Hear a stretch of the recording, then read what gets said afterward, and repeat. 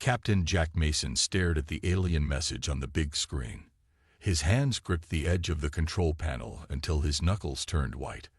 Around him, the bridge of the U.S. Defiant, Earth's last working military ship, fell silent.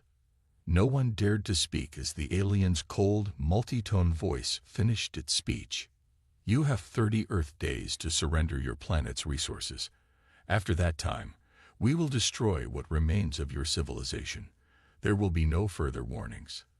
The screen went black. For a moment, only the soft beeping of the ship's systems broke the silence. Play it again, Mason ordered, his voice rough. He ran a hand through his short gray hair, looking older than his 45 years. Lieutenant Amy Parker, the communications officer, nodded and tapped her screen. The alien appeared again, tall, with blue-gray skin and 4 eyes arranged in a diamond pattern. Its mouth moved strangely as it spoke, like the words didn't match its lips. This time, Mason watched the crew's faces instead of the message. Fear, anger, defeat. The same emotions that had been cycling through his own mind since the Stellar Coalition had first appeared in Earth's skies 2 weeks ago. Their first attack had been swift and deadly. In less than 6 hours, they had destroyed every major military base on the planet. The world's navies now lay at the bottom of the oceans. Air forces were reduced to burning scrap. Land armies scattered and broken. The Defiant had survived only because it had been underwater during the initial attack, testing a new stealth system. Even so, the ship had taken damage. They were limping along with half-working engines and weapons that probably couldn't hurt a Coalition rowboat, if aliens even had such things. "Sir," Parker said after the message ended again, "we're being called to an emergency meeting. All surviving military leaders. The President will be there." Mason nodded. "Tell them we're on our way." The meeting took place in an underground bunker beneath what was left of Washington, D.C. representatives from countries around the world sat around a large table, their faces lit by the harsh white lights overhead. Many joined through video links, their images flickering on screens around the room. President Williams looked like she hadn't slept in days. "Ladies and gentlemen," she said, "I won't waste time. We need options." General Roberts, the highest-ranking military officer still alive, stood up. His uniform was still dusty from the rescue operation that had pulled him from the ruins of the Pentagon. "Madam President, I've reviewed all our remaining military capabilities," he said. His voice was flat, emotionless. "We cannot win this fight. The Coalition's technology is at least a century ahead of ours. Their ships have shields that our weapons can't penetrate. Their weapons cut through our strongest armor like it's paper." "So you're suggesting surrender?" asked the Chinese representative, her face hard on the video screen. "I'm suggesting reality," Roberts replied. "We've lost 85% of our military power. What remains isn't enough to defend a small city, let alone the planet." The room erupted in angry voices. Mason sat quietly, watching. He had been invited as the captain of Earth's last naval vessel, but he wasn't a high-ranking officer. Not until 2 weeks ago, when everyone above him had died. Before the invasion, he had been a salvage expert, brought into the Navy to help reuse old equipment during budget cuts. Salvage, taking broken things and making them useful again. An idea began to form in his mind. A crazy, impossible idea. "Excuse me," he said, standing up. No one noticed at first, until President Williams held up her hand for silence. "Captain Mason has the floor," she said. Mason cleared his throat. "The general is right that we can't win with what we have now. But maybe we don't need to use what we have. Maybe we need to build something new." "Build what?" Roberts asked, frowning. "We don't have time to develop new technology." "Not develop. Steal." Mason pointed to the screen showing images of downed Coalition ships. "Every time they attack us, they leave pieces behind. Their ships crash. Parts fall off. What if we could use those parts? Use alien technology we don't understand?" The Russian representative scoffed. "We don't need to understand all of it," Mason argued. just enough to make it work. Look, before I joined the Navy, I ran a salvage operation in the Pacific. My team and I could take apart ships from a dozen different countries and put them back together in new ways. President Williams leaned forward. What exactly are you suggesting, Captain? I'm suggesting we build our own warship, using coalition tech mixed with our own. Something they've never seen before because no one would be crazy enough to try it. Mason's eyes lit up as he spoke, the plan taking shape in his mind. They think in straight lines. Everything perfect and planned. But humans? We're messy. We improvise. We take what's broken and make it work again. Even if this were possible, General Roberts said slowly, we'd need a team, resources, a secure location. I have people I trust. Engineers, mechanics, people who can think outside the box. Mason pulled out his tablet and opened a map. And I know the perfect spot. The Pacific Ship Graveyard. It's remote, filled with materials we can use, and the Coalition hit it early in their attack, so they probably won't look there again. The room fell silent as everyone considered his words.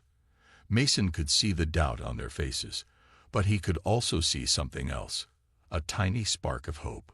President Williams took a deep breath. This plan is unorthodox. With respect, Madam President, Mason said, orthodox got most of our military killed. We need something the coalition won't expect. After a long pause, she nodded. How many people do you need? 50. The best engineers and technicians still alive. And permission to use whatever resources we can find. You'll have it. But Captain, she fixed him with a steady gaze, you understand what's at stake here.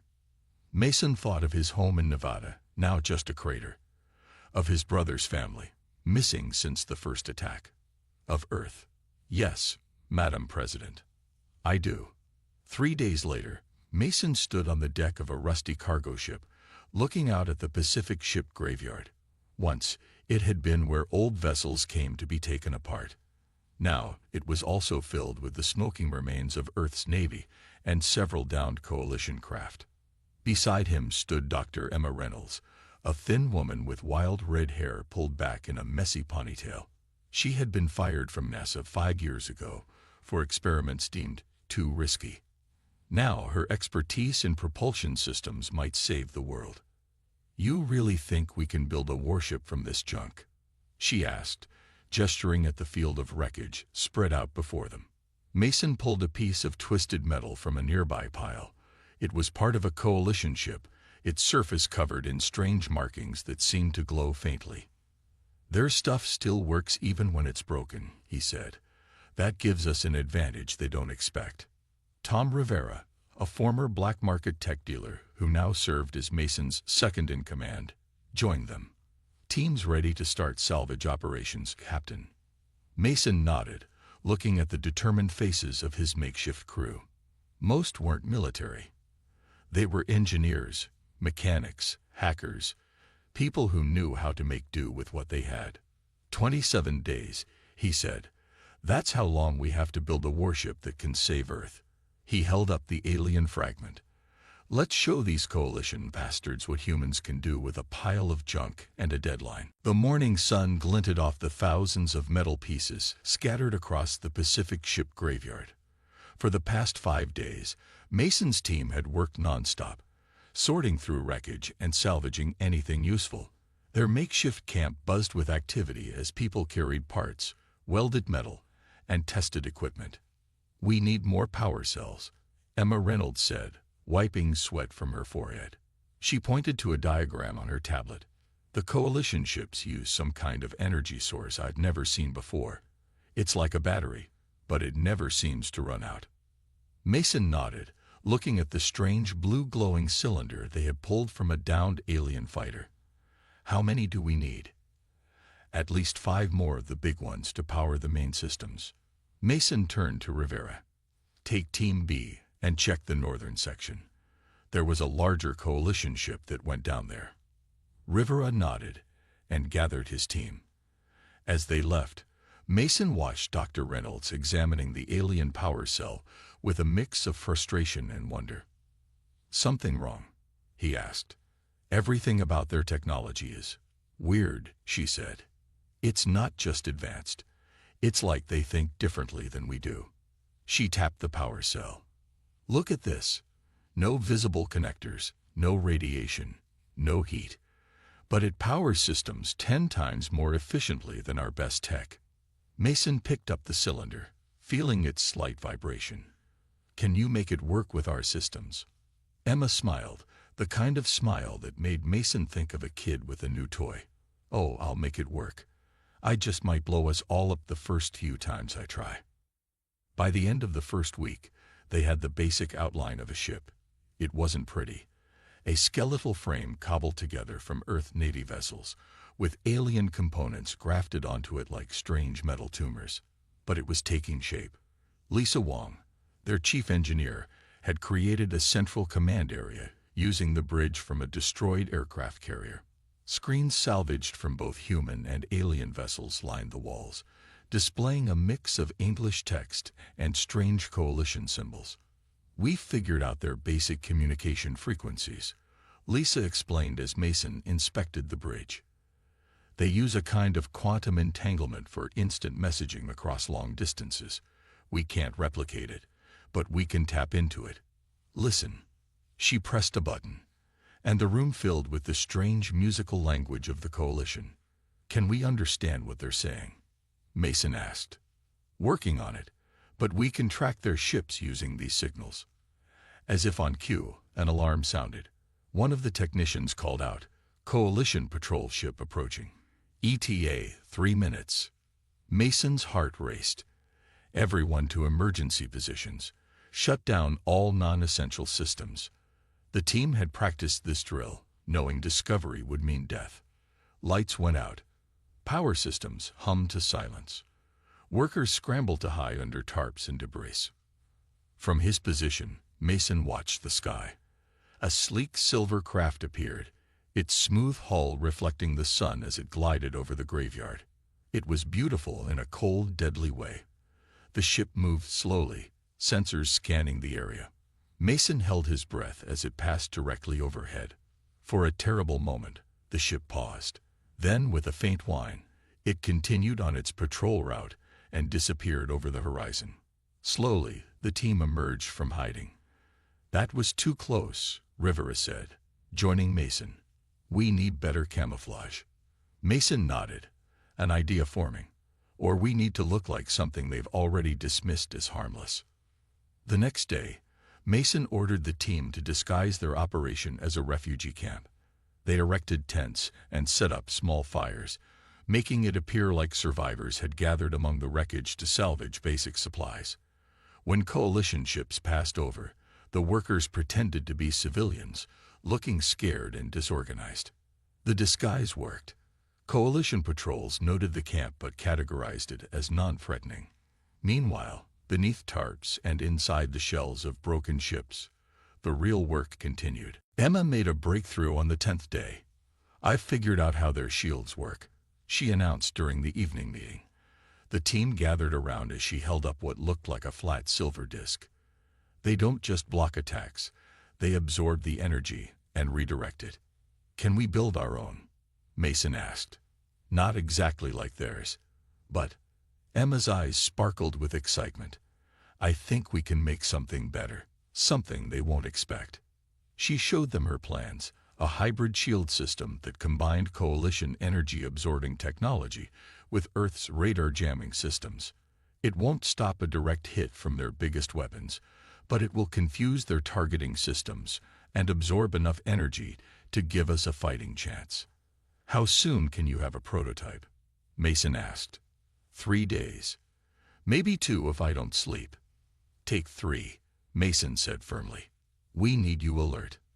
On day 14, disaster struck.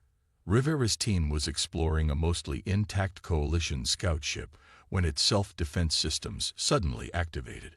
A burst of energy shot out, severely injuring 2 workers and alerting nearby coalition forces. "Patrol incoming. Multiple ships," Lisa shouted from the command center. Mason ran to the wounded men, helping carry them to safety. Everyone underground. Now, the team had built shelters beneath the wrecked ships, connected by tunnels.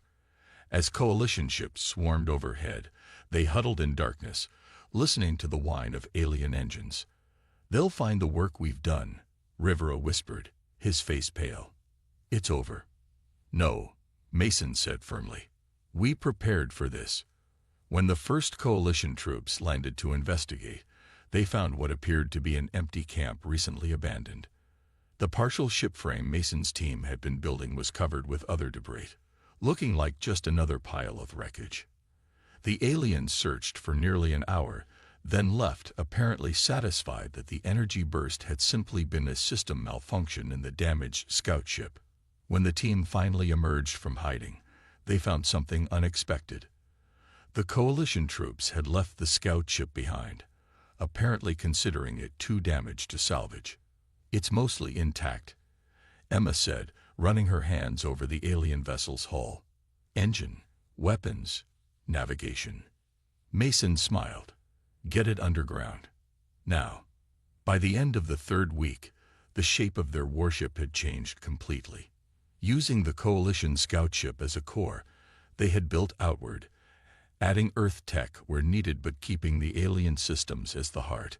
"It's working," Emma said with tired amazement as the ship's main power came online for the first time. Lights flickered across the makeshift bridge. Screens lit up. A gentle hum filled the air as the hybrid systems synchronized. Rivera looked at the readouts. Power at 60% and holding steady. No detectable emissions that would give us away. He turned to Mason with the first real smile anyone had seen on his face in weeks. "We might actually pull this off." Mason walked around the bridge, touching the mismatched panels and jury-rigged controls. It wasn't pretty. Exposed wires ran along walls. Earth keyboards sat next to alien touch panels. But it worked. "What should we call her?" Lissa asked. Mason thought for a moment, looking at the ship they had built from broken pieces and desperate hope. "Phoenix," he said. "We'll call her Phoenix." As if responding to its name, the ship's lights brightened slightly. 7 days remained until the coalition's deadline. Their impossible warship was taking flight. All systems ready for power test, Emma called out from her station. 6 days remained until the coalition's deadline, and the Phoenix was nearly complete. Mason stood in the center of the bridge, looking at the nervous faces of his crew. Everything they had built over the past weeks came down to this moment. If the ship's systems couldn't work together, they had no chance against the coalition. "Begin the test," Mason ordered. Emma nodded and pressed a sequence of buttons. The lights dimmed momentarily, then came back brighter. A low hum filled the ship as power flowed through the hybrid systems. "Main power at 30%, Emma reported. 40%. 50. The screens around the bridge flickered to life, showing a mix of Earth readouts and alien symbols. Lisa worked quickly at her station, translating the alien text. "Shields online," she said.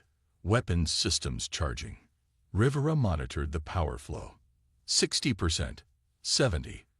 A small tremor ran through the ship. Mason steadied himself against a console. "What was that?" Emma frowned at her readings. "Power fluctuation. The coalition systems are drawing more energy than expected." "Can you stabilize it?" "Working on it." Her fingers flew over the controls. 80%. 85. The tremors grew stronger. Warning lights flashed across the bridge. "Something's wrong," Rivera said urgently. "The power systems aren't harmonizing." Before Emma could respond, a surge of energy ripped through the ship. Sparks flew from consoles. The lights flashed blinding white, then went dark. Mason was thrown to the floor as a massive boom echoed through the hull. When he got to his feet, emergency lights bathed the bridge in dim red. Smoke filled the air. "Report," he shouted. "Is everyone okay?" Lisa emerged from beneath her damaged console, coughing. "I'm all right." "Engine rooms hit bad." Rivera's voice came through the static-filled communicator. 3 injured. We need medics down here. Mason helped Emma up from where she had fallen. What happened? Her face was streaked with soot, her expression devastated. Power feedback loop. The alien technology. It's designed to work in harmony. Our Earth systems disrupted the flow. She looked at the darkened screens. We've blown half the power relays. We're set back days, maybe more. Mason felt a cold weight settle in his stomach. Days they didn't have. 2 hours later, the damage assessment was complete. The Phoenix's main power grid was fried. 3 crew members were in the medical bay with burns and electrical injuries. The weapons systems were offline. The leadership team gathered in what remained of the bridge. Can we fix it? Mason asked. Emma rubbed her tired eyes. Yes, but not quickly. We need to rewire the entire power distribution system. The coalition technology is more sensitive than I realized. How long? At least 4 days. Maybe 5. 5 days. The deadline would arrive before they were ready. Lisa looked up suddenly from her tablet. Captain, I'm picking up increased coalition communications. A lot of activity. Put it on speaker. The strange musical language of the aliens filled the room. Though they couldn't understand the words, the urgent tone was clear. They're excited about something, Lisa said, studying the translation algorithms she'd been developing. I'm getting fragments, energy spike, unusual readings. Mason's blood ran cold. The power surge. They detected it. Rivera checked the radar. Multiple signals approaching. Fast. Mason made a split-second decision. Prepare for emergency launch. Launch. Emma stared at him. Jack, the ship isn't ready. We're out of time. If we stay here, they'll find us for sure. He turned to the crew. Get all essential personnel on board. Everyone else evacuates to the backup location. The systems aren't stable. Emma protested. Then we'll have to stabilize them in flight. Mason said grimly. Rivera, get down to engineering. Do what you can to get us partial power. As the crew rushed to their stations, Mason helped evacuate the non-essential personnel. Scientists, support staff, and injured crew members were loaded onto small boats to be taken to a hidden cave system several miles away. Lisa monitored the approaching coalition ships. 5 minutes until they're in visual range. Status. Mason called to Emma as he returned to the bridge. Partial power restored. Engines at 40%. Shields at 20%. She didn't look up from her frantic work. Weapons offline. It'll have to do. All stations, prepare for launch. The ship shuddered as the makeshift engines came to life. Years of salvage work had taught Mason that sometimes things had to break completely before they could be fixed right. He just hoped the Phoenix would hold together long enough. Coalition ships entering visual range, Lisa warned. Launch now, Mason ordered. With a groan of straining metal, the Phoenix rose from its hiding place. Pieces of camouflage tarp fell away as the ungainly vessel broke free of the water. Its hull was a patchwork of Earth navy gray and coalition silver, with exposed wiring and hastily welded plates covering gaps. They've spotted us, Lisa reported. 3 coalition scout ships changing course to intercept. Mason took his place in the captain's chair. Full power to engines. Get us into the cloud cover.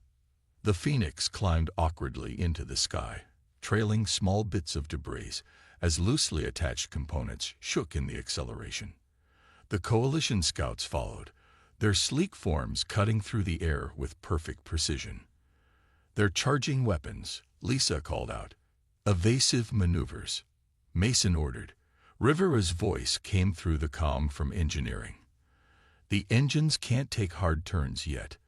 The first shot from a coalition ship flashed past them, a beam of intense blue energy that missed by meters. Return fire, Mason ordered. Weapons still offline, Emma replied, working frantically at her station. Another shot hit the Phoenix's side. The ship shuddered, but held together. Shields at 15%, Lisa reported. One more direct hit, and we're done. Mason's mind raced. They couldn't outrun the coalition ships. They couldn't fight back. But maybe. Emma, is the EMP device operational? Her head snapped up. The prototype. It's barely been tested. Can you activate it?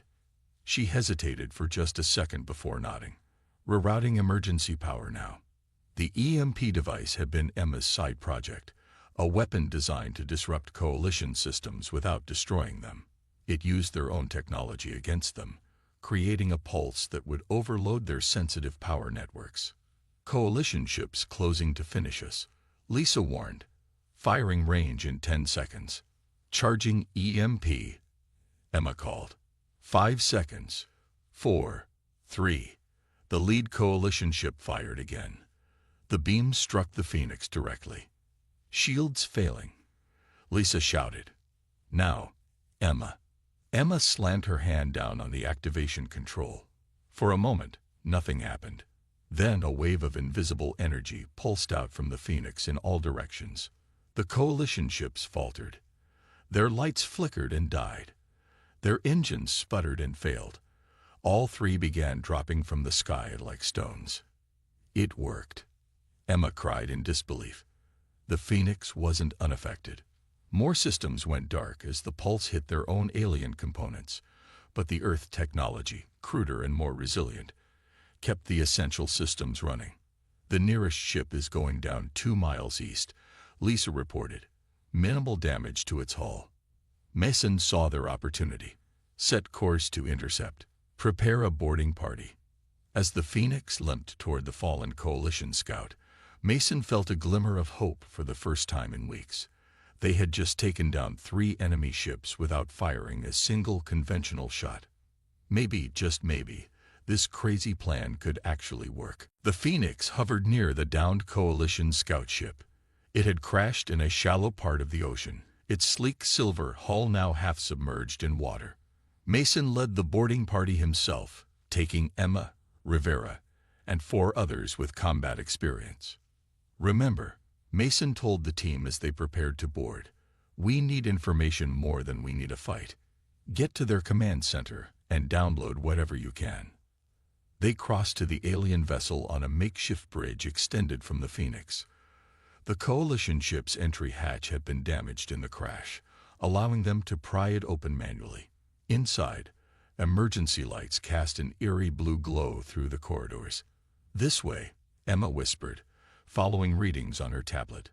Power core and main systems should be straight ahead. They moved carefully through the ship, weapons ready. The layout was strange. Corridors curved in unexpected ways, and doors seemed to appear and disappear depending on the angle you viewed them from. Where's the crew? Rivera asked, looking around nervously. Mason was wondering the same thing. Stay alert. They found their answer in the command center. 3 coalition aliens lay unconscious at their stations. They were tall and thin, with 4-fingered hands, and the same blue-gray skin Mason had seen in transmissions. The EMP must have affected them somehow, Emma said, examining one of the aliens from a safe distance. Their suits have some kind of tech built in. Maybe life support. Will they wake up? Mason asked. Eventually, I think. But we have time. Emma and Lisa got to work on the ship's systems. The alien technology responded to their touch surprisingly well, almost as if it was designed to be intuitive to any species. I'm in, Emma announced after several minutes. Their database is vast. Her eyes widened as she scrolled through information. Jack, look at this. Mason leaned over her shoulder. The screen showed what appeared to be a map of the coalition fleet positions. Dozens of ships surrounded Earth, with one massive vessel at the center. That has to be their command ship, Mason said. The Dominion, according to these labels. Lisa was working at another console. I'm finding something interesting in their communications, she said. There seems to be disagreement among the coalition species. Disagreement. Mason moved to her station. From what I can translate, not all of the coalition wanted to attack Earth.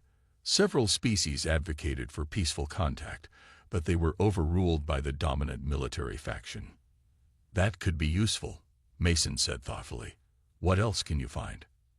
For the next hour, they downloaded everything they could from the alien databases: technical specifications, communication protocols, fleet movements, and most valuable of all, command codes. We need to move, Rivera warned, checking his watch. More coalition ships will come looking for these scouts soon. As they prepared to leave, Mason paused by the unconscious aliens. In another life, under different circumstances, perhaps humans and these beings could have been friends.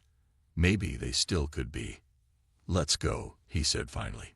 Back aboard the Phoenix, the team worked frantically to repair damage from the power surge while incorporating their new intelligence. The Coalition scout ship had been a treasure trove of information, giving them insights they never could have discovered on their own. Their fleet is gathering in Earth orbit, Mason told the leadership team, showing the data they had retrieved.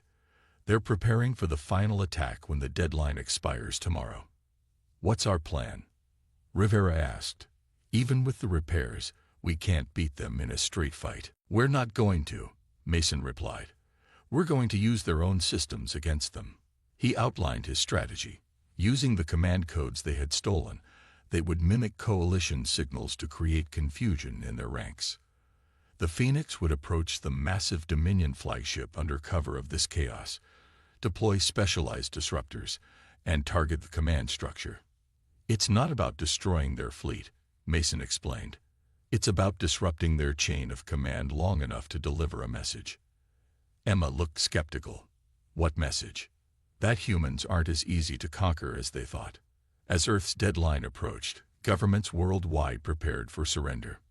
Most believed resistance was futile against such overwhelming technology. They didn't know about the Phoenix, hiding in the Pacific, and preparing for one desperate mission. Mason stood on the bridge, watching his crew work. In the past few hours, they had transformed the ship. Coalition technology had been more fully integrated with Earth systems. The power fluctuations were under control. Weapons were online, though limited. Most importantly, they had communication systems that could mimic coalition signals perfectly. Fleet status? Mason asked. Lisa studied her screen. Coalition ships moving into attack formation. The Dominion is coordinating from high orbit. Our status? Emma checked the ship's systems. Power at 85%. Shields at 60%. Weapons at 40%. Enough for 1 or 2 good shots. Special packages ready for deployment. These special packages were Emma's creation. Repurposed satellites loaded with disruptive technology designed to scramble coalition communications. Prepare for launch, Mason ordered. Stealth mode until we're in position. The Phoenix rose from the ocean, its systems running as quietly as possible. Unlike the hasty escape days before, this launch was controlled and deliberate. The ship's makeshift stealth systems, combined with coalition technology, rendered it nearly invisible to standard scans. They climbed through the atmosphere, the blue sky gradually darkening to the black of space. Earth spread out below them, beautiful and vulnerable. Coalition fleet in visual range, Lisa reported. Through the main viewport, Mason could see them, dozens of silver ships arranged in perfect formation around the Dominion. The flagship was enormous, at least 10 times the size of any other vessel.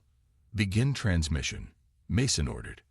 Emma activated the communication system they had built using stolen coalition technology, transmitting false retreat orders now. The effect was almost immediate. Several smaller coalition ships broke formation, moving away from their assigned positions. Confusion spread through the fleet as contradictory orders followed. It's working, Rivera said with surprise in his voice. Launch disruption packages, Mason ordered. The Phoenix released 12 small satellites, each programmed to further scramble coalition communications by broadcasting on their secure frequencies. As they activated, more coalition ships began moving erratically, unable to distinguish real orders from false ones. Take us in closer to the Dominion, Mason said. Prepare main weapons. The Phoenix moved toward the massive flagship, still partially obscured by the chaos they had created. They were halfway there when everything changed. "We've been detected," Lisa shouted. "The Dominion is scanning us directly." A beam of intense energy shot from the flagship, striking the Phoenix. The ship shuddered violently. "Shields down to 30%, Emma reported. "They've adapted to our signal disruption." Another blast hit them, even more powerful than the first. Warning lights flashed across the bridge as systems failed. "Engines hit," Rivera called from engineering. "We're losing power." "Return fire," Mason ordered. The Phoenix fired its main weapon, a hybrid of Earth missiles and Coalition energy technology. The blast struck the Dominion, but its powerful shields absorbed the impact with barely a flicker. "No effect," Lisa reported grimly. A third hit from the Dominion sent the Phoenix spinning. Life support systems failed across half the ship. The bridge filled with smoke as consoles overloaded. "We can't take another hit like that," Emma said, working frantically to reroute power. Mason looked at the massive Coalition flagship through the cracked viewport. They had come so far, risked so much, only to fail at the final moment. Or had they? "Emma," he said suddenly, "is the handshake ready?" Emma's eyes widened. The handshake was theoretical. We never had time to test it. "Is it ready?" She hesitated, then nodded. "The basic program is loaded. But Jack, it's a one-way trip. We'd have to get much closer to the Dominion." Mason looked at his crew, brave, brilliant people who had accomplished the impossible. "Then that's what we'll do." He took the helm controls himself as the Dominion prepared to fire again. "All power to engines. We're going in." The Phoenix raced toward the Dominion, trailing debris and venting atmosphere from its damaged hull. Coalition weapons fire flashed past them as smaller enemy ships tried to intercept, but Mason's piloting, erratic and unpredictable, kept them moving forward. "Distance to target?" Mason asked, his hands tight on the controls. 2,000 meters in closing, Lisa reported. "Their weapons are charging for another shot." "Emma, status on the handshake." Emma was hunched over her station, fingers flying across the keyboard. "Program loaded. I need to be within 500 meters to deploy." The handshake was Emma's most brilliant and dangerous creation, a complex program that could infiltrate Coalition systems through their own communication networks. Unlike a crude virus or simple hack, the handshake was designed to introduce itself as a friendly system, then gradually take control. It was named for the way it would gently shake hands with alien technology rather than attacking it outright. "Rivera, can you give me more speed?" Mason called to engineering. "I'm rerouting emergency power now." Rivera's voice came back strained. "But Captain, the engines are close to overload." A blast from a Coalition cruiser caught the Phoenix's left side, sending it spinning. Mason fought with the controls as warning alarms blared across the bridge. Life support failing in sections 3 through 6. Lisa called out, "Hull breach on deck 2. "Seal it off," Mason ordered. "Everyone, hold on." He pushed the Phoenix into a steep dive, then pulled up sharply, disorienting the tracking systems of the Coalition ships. The maneuver brought them directly toward the underside of the massive Dominion. 1,000 meters, Lisa counted down. 800. A massive energy beam shot from the Dominion, barely missing them. 700 meters. "They're preparing to fire again," warned Rivera. 600 meters. "Emma, stand by," Mason said, his voice steady despite the chaos. 500 meters in 3, 2, 1. "Now," Emma shouted, activating the handshake. For a moment, nothing seemed to happen. Then, throughout the Dominion, lights flickered. Its weapons powered down mid-charge. "It's working," Emma whispered in disbelief. "The handshake is connecting to their systems." On the view screen, Mason could see confusion spreading through the Coalition fleet. Some ships stopped moving entirely. Others drifted out of formation. "What exactly is happening?" Mason asked. Emma's eyes were fixed on her screen, watching data flow. "The handshake isn't destroying their systems. It's convincing them to join us. Their technology is highly adaptive, designed to sync with other systems. We're using that against them. Coalition communication chatter increased dramatically, the musical language now sounding urgent and alarmed. The Dominion's central systems are resisting, Emma reported. They have better protection than we anticipated. Mason saw his opening. Take us closer. Let's dock directly with their command deck. Dock. Rivera stared at him. Are you insane? The handshake needs direct access to their main systems, Emma explained, understanding Mason's plan. From there, we can complete the infiltration. All power to forward shields, Mason ordered. We're going in. The Phoenix accelerated toward the Dominion's command section. The massive ship fired defensive weapons, but many failed to activate properly as the handshake spread through its systems. Impact in 10 seconds, Lisa warned. Brace for collision. Mason aimed for what looked like a docking port on the side of the command deck. Come on, old girl, he muttered to the Phoenix.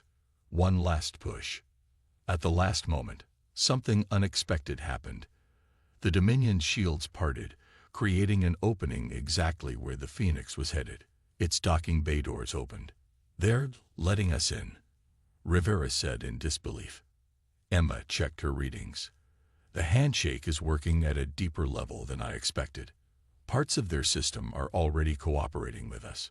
The Phoenix slid into the Dominion's docking bay, coming to rest with a screech of metal on metal. Emergency clamps engaged automatically, securing the human vessel to the alien flagship. Prepare boarding party, Mason ordered, grabbing his weapon. Emma, Rivera, Lisa, you're with me. We need to reach their command center and complete the handshake protocol.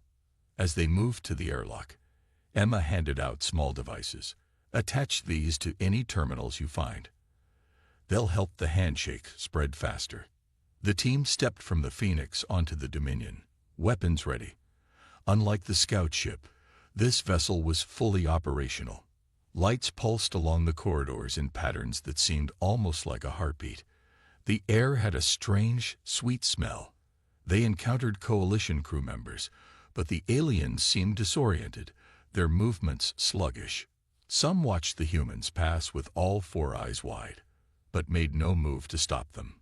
The handshake is affecting their systems and their tech, Emma explained quietly. Remember how their suits seemed integrated with their bodies? They're experiencing the equivalent of digital vertigo. Following Emma's tracking device, they made their way through the massive ship toward its heart. The corridors grew wider, the ceiling higher. Finally, they reached a set of massive doors that slid open at their approach. Inside was the Dominion's command center, a vast circular room with a holographic display of Earth and the surrounding space at its center. Coalition officers worked at stations around the perimeter, while a single, taller alien stood on a central platform. That must be the commander, Mason whispered. The tall alien turned toward them. Unlike the others, this one showed no signs of disorientation. Its 4 eyes focused sharply on the human intruders.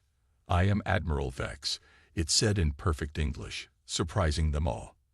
You are the humans who built a ship from broken parts, who turned our own technology against us. Mason stepped forward, weapons still ready. We are.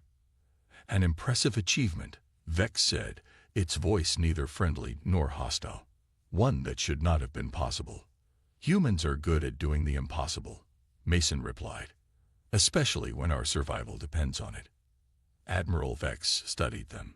My military faction believed your species too primitive to deserve consideration. It seems we were mistaken. Emma moved to a nearby terminal, attaching one of her devices. The holographic display flickered, then steadied. Throughout the command center, Coalition officers stopped working, watching the confrontation. You came to deliver a message, Vex said. I am listening. Mason lowered his weapon slightly. The message is simple. Earth will not surrender. But we don't need to be enemies. You suggest an alternative. An actual coalition, Mason said. One where humans and your species work together instead of against each other. We've already proven what we can do with just scraps of your technology. Imagine what we could achieve as partners." Vex was silent for a long moment. Around them, the ship's systems seemed to pulse in rhythm with the handshake program, now fully integrated into the Dominion's network. "Your solution is unexpected," Vex finally said. "The more peaceful factions of the Coalition will be interested in this proposal." The holographic display shifted, showing the Coalition fleet standing down, weapons powering off. "A ceasefire," Vex announced, "while we discuss terms." 3 months later, Mason stood on a platform beside the Phoenix, now permanently docked in what had once been the Pacific Ship Graveyard. The area had been transformed into a joint human coalition research center, where scientists from both species worked to understand each other's technology and culture. The Phoenix itself had become a symbol, its mismatched hull and jury-rigged systems preserved exactly as they had been during the mission. School children and coalition younglings alike toured the vessel, learning about the day humans built a warship from junk and changed the course of history. Emma, now leading a joint technology team, joined Mason at the railing. "Still hard to believe it worked," she said. "Which part?" Mason asked with a smile. "The junk ship, the handshake, or convincing a race of super-advanced aliens to be our friends?" "All of it." She looked out at the research center, where humans worked alongside the blue-gray aliens. "They thought humans couldn't win." "We didn't win," Mason corrected her. "We found a better option than winning or losing." He patted the Phoenix's scared hull. "Sometimes the best ships are built from broken pieces." As the sun set over the Pacific, the Phoenix's hull gleamed golden in the fading light, a testament to humanity's